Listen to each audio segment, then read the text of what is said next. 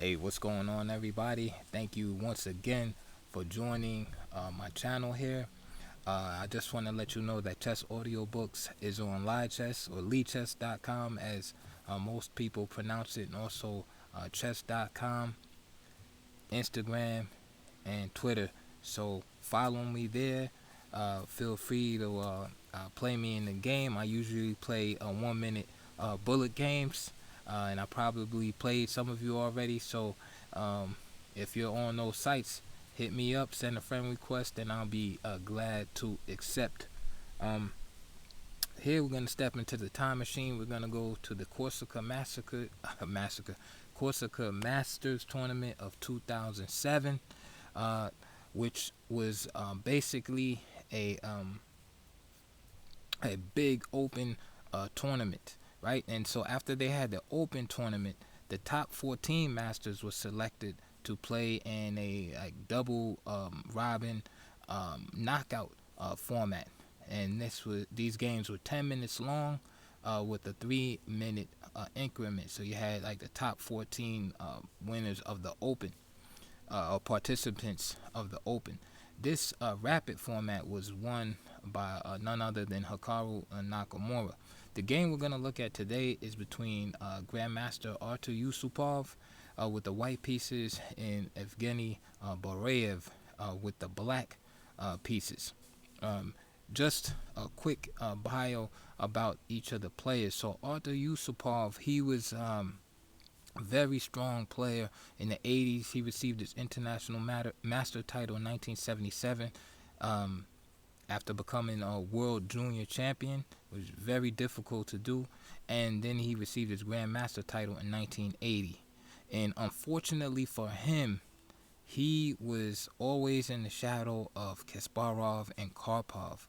Right, he was always number 3 in the world. Matter of fact, on 3 separate occasions, he lost in the final round of in the candidates tournaments. He just couldn't overcome Anatoly Karpov. I believe it was 1986, 1989, and 92. So 3-time semi-finalist in the World Chess Championship.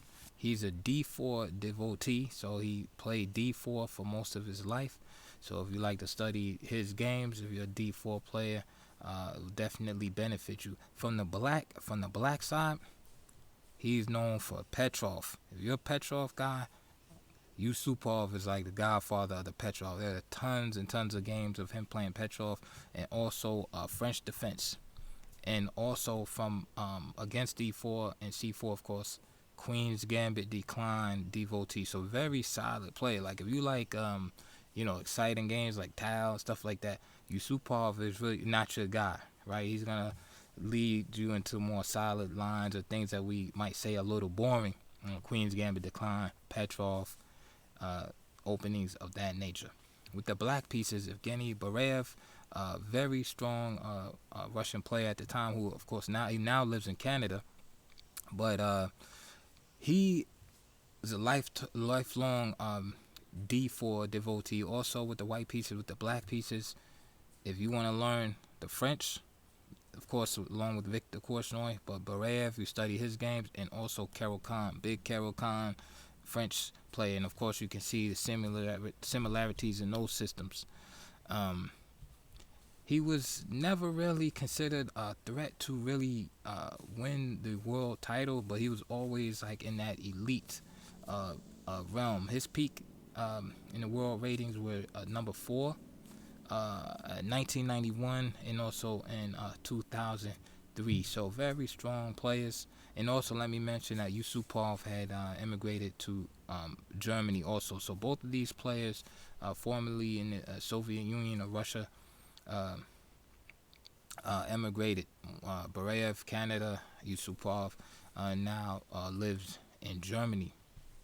One more thing, as you can see on the map there where Corsica is, so it's east of Italy, and it's south of France. So technically, air quotes, you can see it's an island, but it's claimed by France. So I guess it's whoever has the strongest military at the time and who pushes the muscles, the guns, and says this is our territory. So France has claimed a beautiful island of Corsica. So, with all that said, let's get right into the game.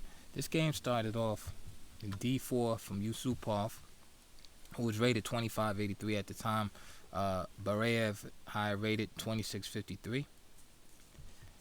D5, knight of 3, knight of 6. Now, let me just mention after E3 that Yuspov would often play the Kali system. In many games where he would play the Kali system, especially in rapid formats. And as he got older, especially by this time in 2007, he would play Kali system in order, of course, to avoid the extensive opening theory, right, and the, just the constant revealing of new moves, and just so he could get into a comfortable position.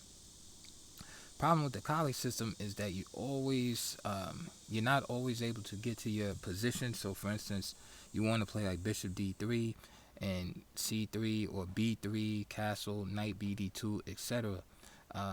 Unfortunately, there's some systems that black can play that kind of can throw a monkey wrench by playing systems with bishop going to f5, for instance, bishop going to g4, which can be annoying. Also g6, and I have actually separate videos on how to deal with these systems as white. I'm not promising you any big advantage, but just how you're supposed to play if you're a Kali system player. You have to basically be willing to switch up to some form of Queen's Gambit type positions.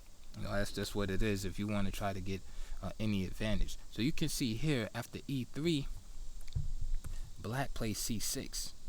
Now, if black had went in for e6, right, then white would be in business, to go into his regular Kali system scheme. Not that he's going to be better, but he'll get the position that he's looking for, bishop d3, as this bishop would be unopposed. Right, you also see after bishop d3, b3, bishop b2, known as the Kali Zuka's torch system. But many players, especially at the grandmaster level, won't even let white get into that. He'll play c6, and remember I told you Bareev, he'll play the Slav type structures, right? Especially being a Caro-Kann devotee, usually Caro-Kann players will also play the Slav because of the similarity in the pawn structure.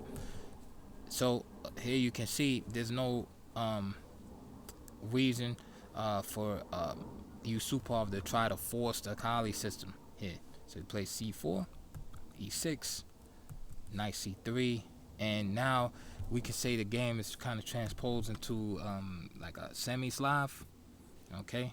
But here black is gonna avoid the Moran system, which d takes c4 and all the wildness that comes with that, and b5 and everything. Queen c2, so just normal development, bishop d6, bishop d3. And this is, again, right in the style of Yuspov. It's not exciting. He's just getting a position to play. Game is already pretty much equalized. And he's going to seek to outplay his opponent. So castles, d takes c4, b takes c4. So we can see a slight imbalance here. White has more space in general as he occupies the first 4 ranks of the board, and also he has a preponderance in the center. a6, preparing to move b5. Yuspov stops that, and so now c5. All right, rook d1, opposing the queen. Queen c7. So both players have similar styles. They're both very solid, and of course it could lead to a boring game. So here again, there's nothing really to speak of. So here Yuspov tries to shake things up a little bit, so to speak, and he plays knight e4, removing the defender from the king side. Also, there's this problem with the bishop on c4, right? It's kind of hanging right now, and c takes d4, be up in the air, and Yuspov probably doesn't want to capture with the e pawn, creating an isolated pawn situation. So he plays knight e4. However, this move is okay, but it allows black a slight initiative. So what happened was knight takes e4, queen takes e4, and now knight f6, right? Black gets to trade off pieces, and this is good for black because, again, black not having as much space as white, and be glad to trade off a pair of knights, hitting the queen. Queen transfers over to the king side, and now bishop e7. So black, is doing just fine here. Another alternative, instead of knight e4, is to capture here. D takes c5, knight takes c5, a5, creating that weakness on b6. Not creating it, the weakness is already there, but kind of solidifying it. Rook d8, and this is just a sample line, h3. And this protects white from any future tactics on the h pawn, right? After this knight moves somewhere. And also it keeps this knight off g4. So just a prophylactic move, h3, knight cd7. You can see that bishop being attacked, b3. And this is what I'm talking about. So now as the knight leaves, there's no attack on h2. And bishop b2 and bishop d7, and it's pretty equal. And that's pretty much all the white can really look forward to in this position, right? Try to create some kind of skirmish on the board. f4, bishop c7, rook d1. So you can see that white is just slightly better here. Queen e7, again getting out of the opposition from the rook. So you can see like white is slightly better. But with these experienced grandmasters, this is the style they like to play, right? Just slightly better, and then just gradually build, and win, in the 60 move end game. Back to the game. So knight e4, knight takes, queen takes, knight f6, and now bishop e7. So now Yuspov, you probably could hear the leaves rustling in the back. That's the deer running around in the woods. So bishop d3 is played, and they're eating too good back there. Do some lettuce back there. So bishop e7, bishop d3, and you can see the little threat to the h7 pawn. And now c4, bishop c2, and h6. And now it gets kind of scary for black because you can see that e4 is definitely imminent, and say e5, right? We can imagine e5 driving the knight away, and then perhaps some kind of sacrifice on h6, right? At some point. All right, so this is kind of what Yuspov is looking for. So e4, knight d5, exploiting the position of the queen. Queen h5, knight f6, queen h3, and again the queen is always like in some kind of position where there's some kind of tactics here. So for instance, this pawn moves, and then you see the tactic against the queen there. So king h8, and this is a very provocative move because, right, bishop c1, h6, queen h3. How many players wouldn't be tempted to make this move? And this is exactly what Yuspov did. Bishop takes h6. And just like that, you can see white is better. And this is a mark of a strong player, is how you can come from, this like boring, innocuous looking position, and just, a few moves here and there, a little planning. You provoke some weakness, for instance with this move h6 here. And next thing you know, you're sacrificing a piece. And it's like, oh my goodness. Remember, this is a rapid game, so 10 minutes with 3-second increment. But it's a good move. Bishop takes h6. Bareev plays e5, hitting the queen. What's the problem here? If he takes G takes h6, then he'll just be in some trouble here. Queen takes h6, of course. That's forced, and now e5, and you can see the bishop on c2, queen h7, threatening mate. So f5, We don't want the position closed if we're white. So we take en passant. Bishop to b4. Knight g5, pin him and win him. So you got 3 pieces there now. Okay. Rook takes f6, what else?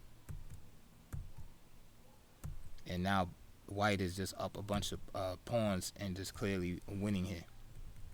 So this is why he couldn't take. Instead he played e5. And now bishop takes g7, so just ripping out open everything for Yuspov. Queen g3, king h8, and now knight takes e5. Bishop d6, and here Yuspov loses threat of the position. He plays rook a3, which again, I mean, it looks fantastic. It's hard to knock him for this move, especially in a rapid format, because again, it brings a piece into the game on a 3rd rank to swing over to occupy the h file and g file and basically mate black. What could be wrong with that? Why do I have all of this paint on the board, so to speak, right? All of these highlights. Well, the idea is to show you that black cannot capture this rook with the bishop. All right. So there's a little bait there. So for instance, if he played bishop takes a3, then just simply knight g6 check, f takes, and then the queen is hanging on c7. Okay, so I'm sure with all these tactics in the air, Yuspov definitely was tempted to make this move. All right. However, Bareev finds a great move and just simply protects the king and plays knight h7 with the idea of swinging the rook over. All right. So basically, he's gonna go on the counterattack here. Rook f3. Why do I have those highlighted? Because you can see how the two rooks are now lined up, right, diagonally. Bishop takes e5. And so what do you do when you're under attack? You start simplifying. This is what Bareev does. Bishop takes e5, d takes e5, rook g8. Okay, there's no checks. Queen has to move, and then bishop g4, and you can see the exploitation of that. And so at this point, the attack is over. Bareev just simplifies everything. This move is bad. Perhaps Yuspov was in extreme time trouble, because why? This allows the consolidation, the trading off for black to continue. Rook g3, bishop takes, rook takes. There's no attack. White is just lost here. Queen c3. He's trying to make something happen with this diagonal. Rook g7, h4, b5. Good move, attacking the a pawn and protecting against h6. Queen d4. Double attack e4 pawn. Check. Queen d4, and now after queen takes e4, Yuspov had enough and resigned here. All right, just want to go back to this part where he played rook a3, which was a mistake. Here, Yuspov had played good up to this point, and his best move was queen h4 here. Check. Right, and now after knight h7, there's no tempo to be won against the queen right away. All right, and black is not able to trade off. So what does queen h4 do? Queen h4 checks, but it also protects the h2 pawn, and it allows white to move his knight without getting traded off. So knight h7, knight f3. The idea is to play knight to g5. Bishop e7, of course, best play for black. Queen h5, with the idea of pushing the pawn center, the mobile pawn center. Rook g8. h3, that prevents the move we saw earlier. So rook g7. d5, with the idea of e5 and d6, again moving these pawns. Queen b6. Rook a b1. And I'm sure some improvements can be made in my analysis here. But rook f1. And so here, the game is sort of unclear, but white has 3 pawns for the piece. You know, in the center, pass pawn in the center. So this to me is excellent compensation for white, and I would prefer white in this position. But the point I want to make to you is that sometimes you can play accurately, you know, like these moves are good for white. This whole concept with bishop takes h6, but sometimes there's a high price to pay in that these positional sacrifices, you're gonna have to play accurately for some time, 8 to 10 moves, before your advantage is really gonna show. So that's something to think about sometime, is that it's not like say like a tile sacrifice. Maybe you just drop the knight in there, and if he takes the piece, is mate, or the guy's gonna drop his queen, or you're gonna get the material reward right back. Sometimes it's required for you to be accurate for 8 to 10 moves, or sometimes even longer, right? Or go into a situation where you have 3 pawns, but the pawns aren't connected, and things like that. And this is kind of what Yuspov ran into. And maybe in a long game he defeats Bareev, but in 10-minute game with 3-minute increment, it's hard to be that accurate. And you can see right here, he had lost the thread. Again, this move is very, very beautiful, on paper, but it just doesn't work. And Bareev initiated a fantastic counterattack. So you can see,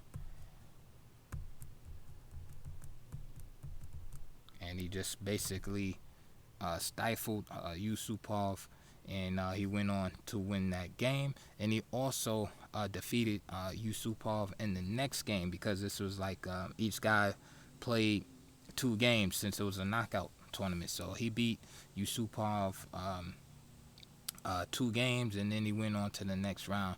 And actually, Bareev went, I believe, to the semifinals, where he lost to Nakamura. Actually, you can look up on the chart that I put up there. I know it's kind of small, but if you can, widen your screen, you'll be able, to see the chart, how the tournament worked out. So anyway, that's it for that video. Please check the links below. I put some DVDs/books that you might be interested in. Usually I try to put something related to the opening here, which is kind of like Semi-Slav, Slav/Kali system, more Semi-Slav than anything. So check the links below. Please consider supporting the channel, and get in those comment box, and please hit the thumbs up button, because that's like the most important thing. Even if you don't donate or anything, that thumbs up button, because that allows more people to see my content here on YouTube. And please, if you want, also share the video. So like to hear what you think in the comments below about this game, and I'll see you guys on the next video.